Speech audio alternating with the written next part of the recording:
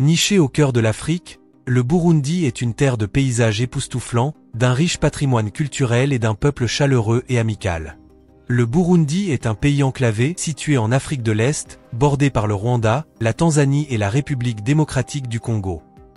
Les langues officielles du Burundi sont le Kirundi et le français, le Swahili étant également largement parlé. De ses tambours et danses traditionnelles vibrants, à sa délicieuse cuisine et à son café et son thé de renommée mondiale, le Burundi est tout simplement unique. Dans cette vidéo, nous allons découvrir le Burundi à travers sa riche histoire, ses belles plages, sa cuisine ainsi que ses évolutions politiques et sociales plus récentes. Avant de commencer, abonnez-vous si vous êtes nouveau sur la chaîne et activez la cloche de notification pour ne manquer aucune de nos futures vidéos.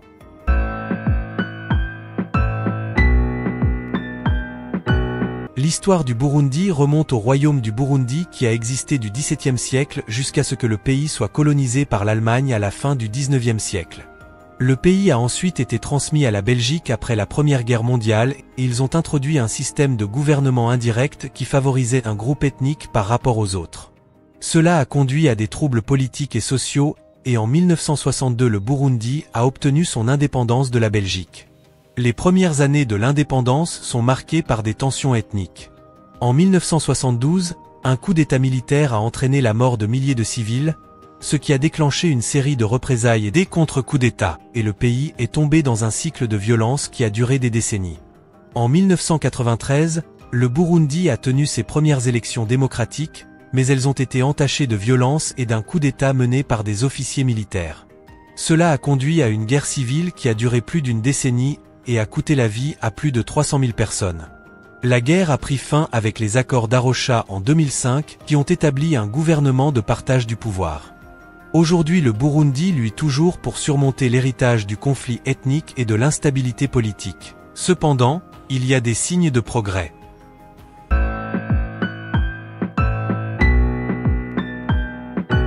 Le Rwanda-Urundi était un territoire d'Afrique de l'Est qui existait de 1924 à 1962. C'était une colonie belge qui comprenait le Burundi et le Rwanda actuel. Le territoire a été créé après la Première Guerre mondiale, lorsque l'Allemagne a été forcée d'abandonner ses possessions coloniales en Afrique. La Société des Nations confie alors à la Belgique le mandat d'administrer la région. Sous la domination belge, le Rwanda-Urundi a subi des changements importants, notamment l'introduction de l'agriculture, de rente, la mise en place d'une administration centralisée et l'imposition d'un système de gouvernance de type féodal. En 1962, le Burundi et le Rwanda ont obtenu leur indépendance de la Belgique et sont devenus des pays séparés. Cependant, l'héritage du colonialisme belge a eu un impact profond sur la région entraînant des tensions politiques et ethniques persistantes. Aujourd'hui le Burundi et le Rwanda peuvent encore être considérés comme des pays frères car ils partagent tous deux des cultures très similaires avec presque la même langue.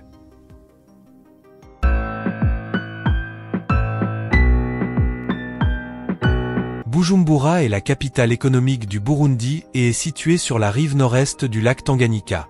C'est la plus grande ville du pays et le principal centre économique et culturel. La ville a été fondée à l'origine par des colonisateurs allemands à la fin du XIXe siècle et s'appelait Uzumbura. Bujumbura possède un riche patrimoine culturel avec un mélange d'architecture africaine coloniale et traditionnelle.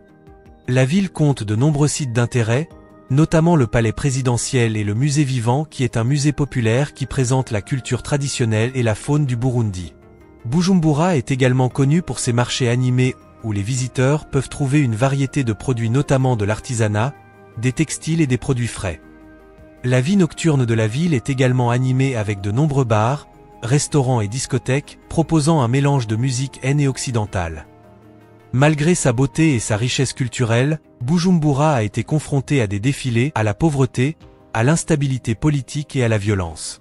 Cependant, la ville et ses habitants continuent de travailler pour un avenir meilleur et Bujumbura reste une partie importante de l'identité et de l'histoire du Burundi.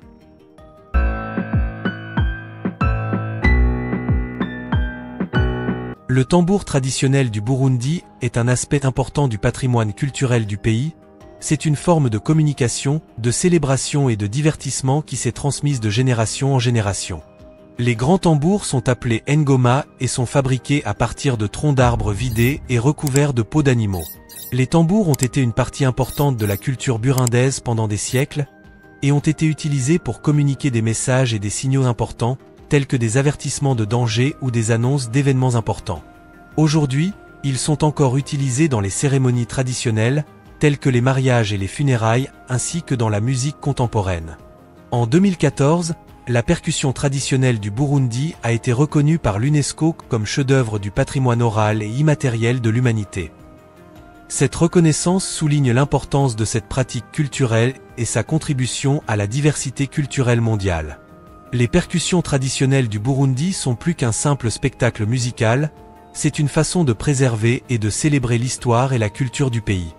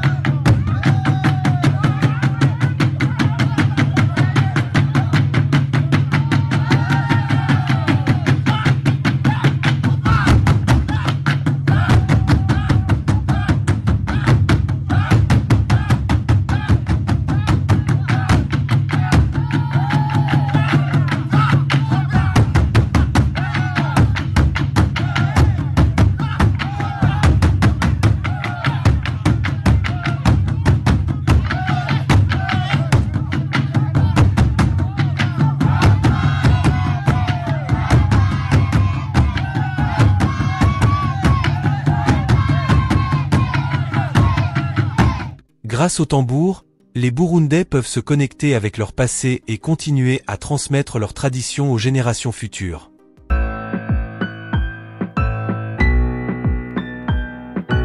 Le lac Tanganyika est un grand lac d'eau douce situé en Afrique de l'Est, bordé par 4 pays, le Burundi, la Tanzanie, la Zambie et la République démocratique du Congo. C'est le deuxième lac le plus profond du monde et le deuxième plus grand lac en volume, contenant plus de 18% de l'approvisionnement mondial en eau douce. Le lac Tanganyika abrite une variété de poissons introuvables ailleurs dans le monde, parmi lesquels le sangala, le mouké et le ndagala. Le Burundi n'est peut-être pas le premier pays qui vient à l'esprit lorsque l'on pense aux destinations balnéaires, mais il abrite en fait plusieurs plages magnifiques le long des rives du lac Tanganyika. Les eaux cristallines et les plages de sable du lac offrent un endroit parfait pour nager et se détendre. L'une des plages les plus populaires du Burundi est Saga Plage située près de la ville de Bujumbura. C'est une longue plage de sable blanc bordée de palmiers et parsemée de cabines de plage et de restaurants.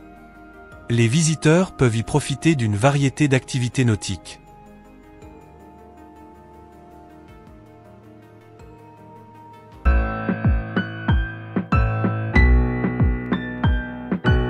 La cuisine du Burundi est influencée par l'héritage agricole du pays et mélange les saveurs africaines traditionnelles avec quelques influences françaises et belges. L'aliment de base du Burundi est un plat appelé ugali, qui est composé de farine de manioc et d'eau, et est similaire aux plats populaires dans de nombreux pays africains. L'ugali est souvent servi avec une variété de ragoûts notamment de chèvre, de bœuf ou de poisson et une variété de légumes. En plus de l'ugali, d'autres plats populaires au Burundi comprennent les haricots, les patates douces, les plantains et le maïs. Ceux-ci sont souvent servis avec une variété de sauces, telles que des sauces à base d'arachide ou de tomates. La proximité du pays avec le lac Tanganyika fait également du poisson un ingrédient populaire de la cuisine burundaise. L'un des poissons les plus populaires trouvés dans le lac Tanganyika est le mouké, qui est généralement grillé ou frit. Il peut être servi avec des frites, du riz ou même de l'ugali. Parmi les plats burundaises célèbres, nous vous recommandons mukeke, accompagné du bourobé qui est similaire à l'ugali mais différent.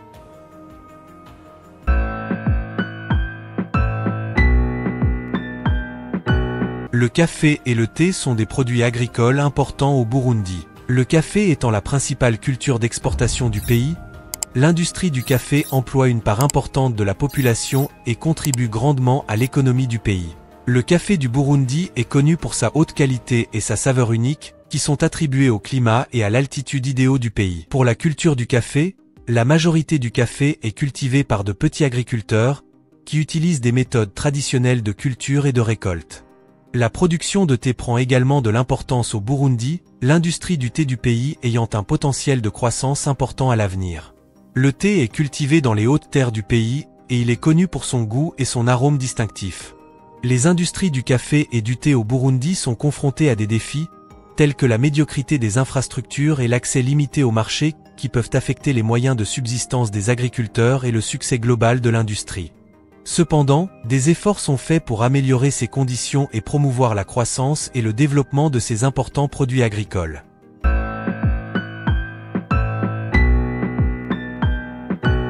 Le Burundi est membre de la Communauté de l'Afrique de l'Est, EAC, une organisation intergouvernementale régionale qui promeut l'intégration économique et politique entre ses États membres. L'EAC a été créé en 1967 et comprend actuellement 7 pays membres qui sont le Burundi, le Kenya, la Tanzanie, l'Ouganda, le Rwanda, le Soudan du Sud et la République démocratique du Congo. Nous avons déjà fait une vidéo à ce sujet, le lien est dans la description. En tant que membre de l'EAC, le Burundi bénéficie de plusieurs avantages, notamment l'augmentation du commerce et des investissements régionaux, l'amélioration des infrastructures et des liaisons de transport et une plus grande coopération sur les questions de sécurité et politique. L'EAC fournit également une plateforme permettant aux États membres de collaborer sur d'importantes initiatives régionales, telles que le développement d'un marché commun, d'une union monétaire et d'une union douanière unique. Au cours des dernières années, l'EAC a réalisé des progrès significatifs dans la promotion de l'intégration économique et l'harmonisation des politiques et des réglementations entre les États membres. Pour le Burundi, l'adhésion à l'EAC représente une opportunité importante de participer au développement régional et d'approfondir les liens avec les pays voisins.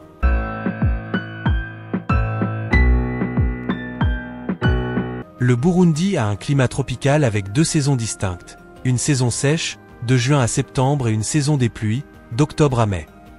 La température du pays est modérée par son altitude qui varie de 772 mètres au-dessus du niveau de la mer, à plus de 2670 mètres dans les montagnes. Pendant la saison sèche, les températures peuvent atteindre des sommets d'environ 33 degrés Celsius, avec des températures plus fraîches la nuit. Pendant la saison des pluies, les températures sont généralement plus basses et peuvent varier de 10 degrés Celsius à 28 degrés Celsius. Les régions de l'est du pays ont tendance à être plus sèches et plus chaudes que les hautes terres de l'ouest. Les régimes de précipitation du Burundi peuvent varier considérablement selon l'emplacement, les régions de l'ouest recevant plus de précipitations que les précipitations annuelles moyennes du pays varient de 900 mm dans les basses terres à plus de 1500 mm dans les hautes terres. Dans l'ensemble, le climat du Burundi est généralement favorable à l'agriculture et soutient une gamme variée de cultures, notamment le café, le thé, le maïs, les haricots et les bananes. Cependant, le pays est également vulnérable aux risques liés au climat tels que les inondations, les glissements de terrain et les sécheresses.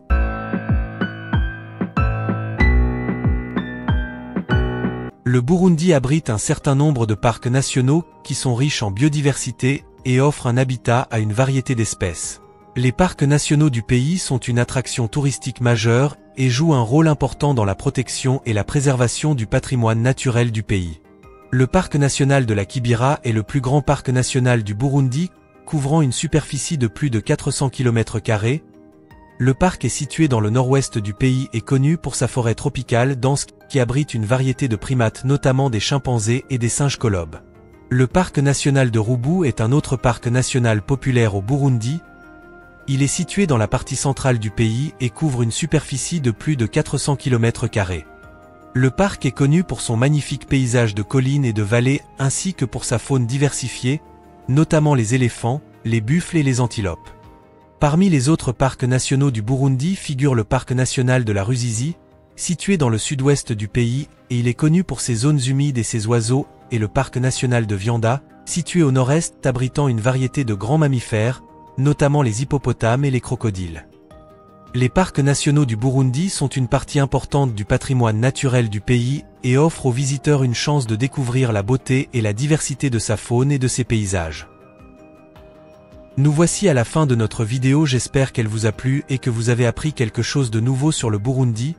N'oubliez pas d'aimer et partager la vidéo, ça fait énormément plaisir, à bientôt dans une nouvelle vidéo.